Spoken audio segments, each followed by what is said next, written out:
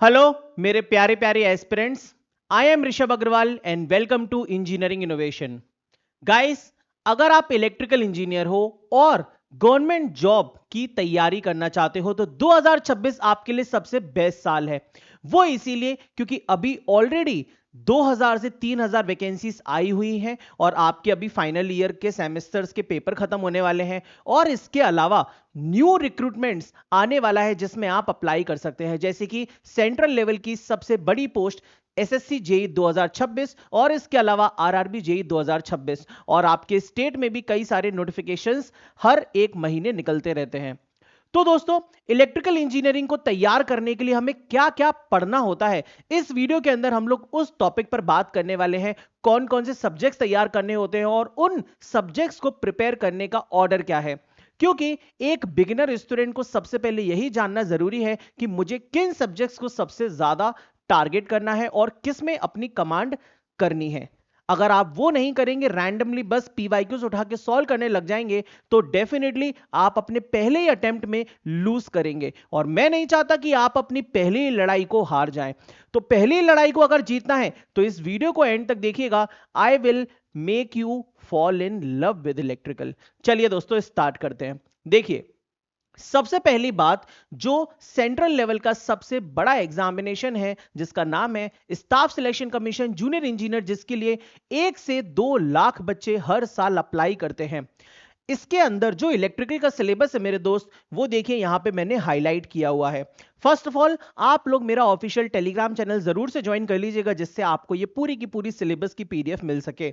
अब देखिए दोस्तों, इसके अंदर कितने सब्जेक्ट्स हैं, तो basic concepts, circuit law, magnetic circuit, AC fundamental, ये पूरा का पूरा एक सब्जेक्ट है जिसको हम बेसिक इलेक्ट्रिकल इंजीनियरिंग या नेटवर्क थ्योरी के नाम से जानते हैं। दूसरा सब्जेक्ट इसमें है मेजरमेंट एंड मेजरिंग इंस्ट्रूमेंट्स, तो ये सेकेंड सब्जेक्ट हो गया। फिर इसके बाद ग्रीन कलर से हाईलाइट किया है electrical machines, fractional kilowatt motor, single phase induction motor and synchronous machine, ये आपका थर्ड सब्जेक्ट हो गया। इसके बाद अगर हम और आगे चलें तो जनरेशन, ट्रांसमिशन एंड डिस्ट्रीब्यूशन, जिसे हम पावर सिस्टम के नाम से जानते हैं। और इसके बाद मेरे दोस्त एस्टिमेशन एंड कॉस्टिंग, तो ये देखिए ये पांचवा सब्जेक्ट हो गया। और छठवां सब्जेक्ट है यूटिलाइजेशन और सातवां सब्जेक्ट है basic electronics. That's it. Central level का जो डिप्लोमा का एग्जामिनेशन है जिसमें बीटेक भी एलिजिबल है, वैसे जूनियर इंजीनियर का जिसमें सिर्फ और सिर्फ 7 आपके सब्जेक्ट्स हैं। इसके अलावा दूसरा सबसे बड़ा examination that is railway recruitment board RRB के द्वारा करवाया जाता है जूनियर इंजीनियर का। इसका ऑफिशियल इलेक्ट्रिकल का सिलेबस भी यहां पर है और आप अगर देखेंगे तो जो एसएससी जेई का सिलेबस है वही सेम टू सेम एकदम to copy paste RRB JE का सिलेबस है, जिसमें देखिए basic concepts, circuit law, magnetic circuit, AC fundamental, तो ये नेटवर्क थ्योरी हो गया।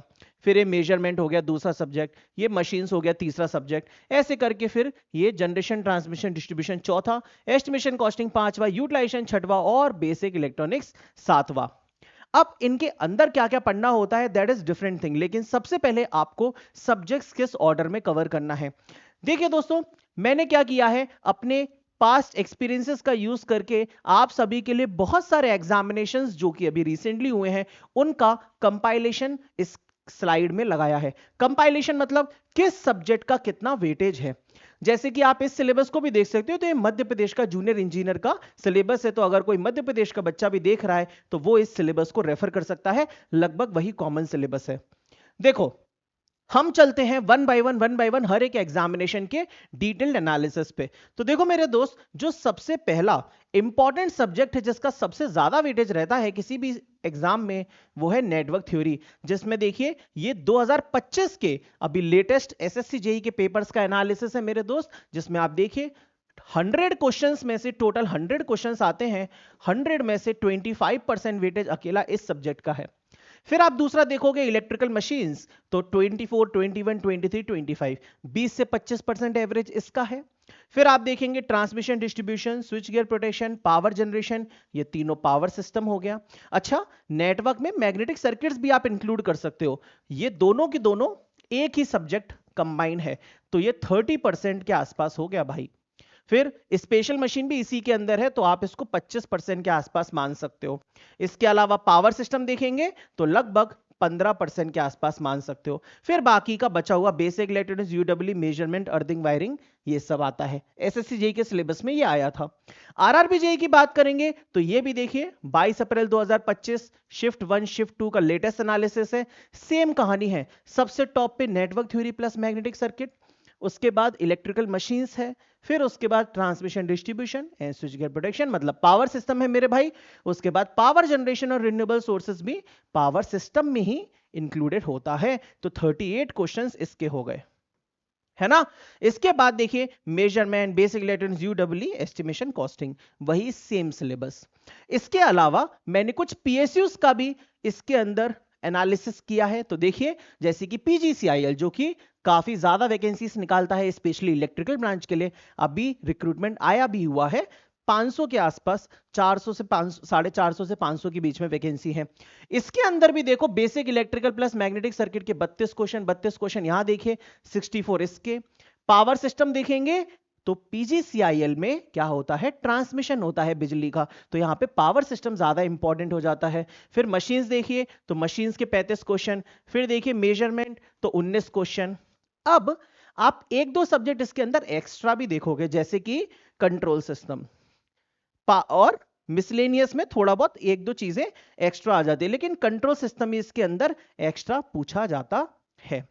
इसके अलावा अगर आप किसी और एग्जामिनेशन की भी तैयारी करो जैसे कि कोलफील्ड लिमिटेड की अभी वैकेंसी आई हुई है, अगर इसकी तैयारी कर रहे हैं तो आपको एक्स्ट्रा ये वायरिंग वगैरह पढ़ना पड़ेगा थोड़ा डिटेल में दोस्त, है ना। सेफ्टी एंड वर्कशॉप प्रैक्टिस ये पढ़ना होगा, क्लियर है। लेकिन अगर हम जूनियर इंजीनियर का देखें तो एचपीसीएल भी है और भी एग्जाम्स हैं, तो इसमें देखिए क्या क्या एक्स्ट्रा है। इसके अंदर देखिए पावर इलेक्ट्रॉनिक्स एक नया सब्जेक्ट जुड़ गया, डिजिटल इलेक्ट्रॉनिक्स एक नया सब्जेक्ट जुड़ गया, माइक्रो प्रोसेसर एक नया सब्जेक्ट जुड़ गया।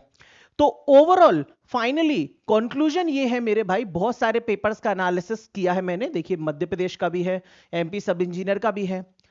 कंक्लूजन ये है कि ये जो सब्जेक्ट्स हैं मेरे दोस्त, ये हर एक एग्जामिनेशन के लिए सबसे पहले आपको तैयार करने होते हैं।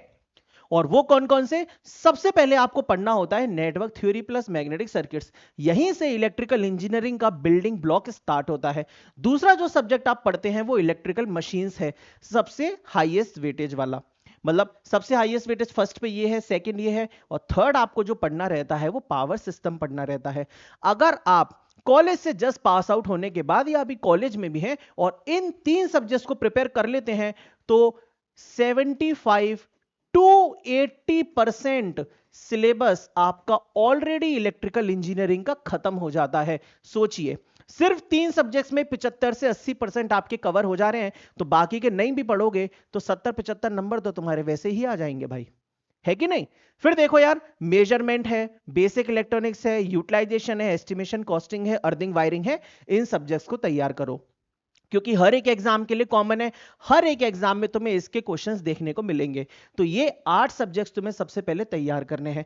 इसके बाद तुम्हें कुछ और extra subjects according to exam तैयार करने रहते हैं जो कि चेंज होते रहते हैं, जैसे कि सबसे पहला power electronics, control system, digital, micro processor, micro controller, signal system, electrical materials और कुछ इधर उधर के मिसलेनियस टॉपिक्स।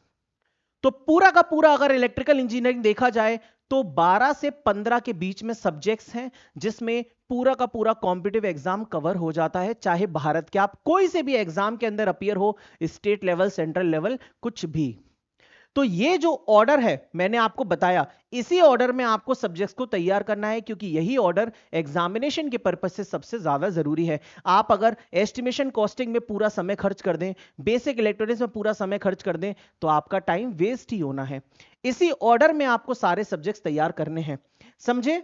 अब एक और चीज, अगर आप इलेक्ट्रिकल इंजीनियरिंग के किसी भी एग्जामिनेशन को टारगेट कर रहे हैं तो सबसे पहले आप क्या करिए, मेरे एप्लीकेशन पे जाइए। एप्लीकेशन में जाके आपको क्या मिलेंगे बेटा, एप्लीकेशन में जाके आपको फ्री पेपर्स मिलेंगे जिससे कि आप 2025 और 2026 के लेटेस्ट पेपर्स को खुद से देख सकें कि एग्जाम में किस लेवल का आ रहा है और आपको कितना आता है। तो ये फ्री मटेरियल का सेक्शन है, मेरा एप्लीकेशन का नाम है इंजीनियरिंग इनोवेशन, वहां पे जाके इन फ्री पेपर्स को डाउनलोड करिए।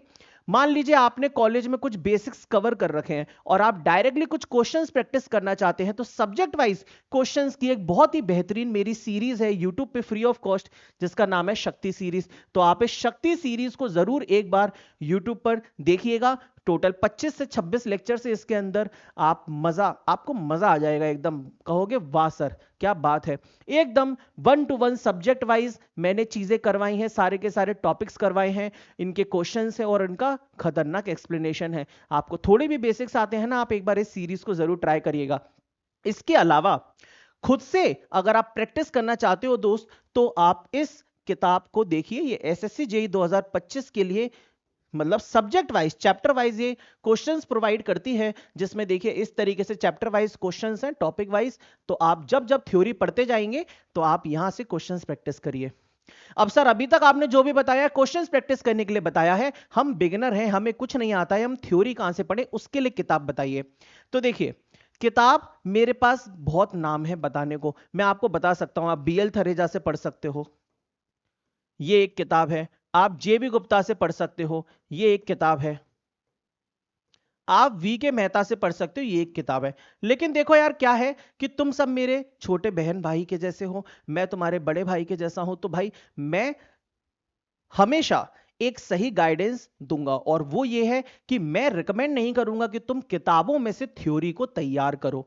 थ्योरी हमेशा किसी टीचर के थ्रू कवर करो, किसी का भी कोर्स लेकर, अच्छे सा फाउंडेशन कोर्स लेके, और उसके बाद फिर तुम प्रैक्टिस करने के लिए मैंने इतनी सारी जो चीजें बताई हैं वहां से कर सकते हो। वो मैं इसीलिए कह रहा हूं क्योंकि दोस्त जब 12 से 14 सब्जेक्ट्स तैयार करने हो और 15 किताबें आपको पढ़नी पड़ जाएं, तो आप कम से कम उसमें 2 से 3 साल तो लगा ही लेंगे। तो भी कोई गारंटी नहीं है कि आप पूरा सिलेबस कवर कर लें, क्योंकि किताब हजार हजार पन्ने की होती है ना। उसको हम कॉम्पिटिटिव एग्जाम के बेसिस पे कितना कवर करना है कितना नहीं कवर करना है ये नहीं समझ पाएंगे। अब मेरे जैसा बंदा है, मैं 10 सालों से लगभग पढ़ा रहा हूं, 9-10 साल हो गए हैं, तो भाई अब मुझे एक्सपीरियंस होगा ना कि क्या एग्जाम में आता है। तो इसीलिए अगर आप मेरे थ्रू कवर करना चाहते हो किसी और के through, that will be way much better, जो कि आप खुद से तैयार करेंगे। इसलिए थ्योरी के लिए कभी भी किताबों पर रिलाई मत करिए, क्वेश्चंस प्रैक्टिस के लिए आप किताब पर रिलाई करिए, थ्योरी के लिए आप किसी टीचर को पकड़िए जिसका आपको समझ में आता है।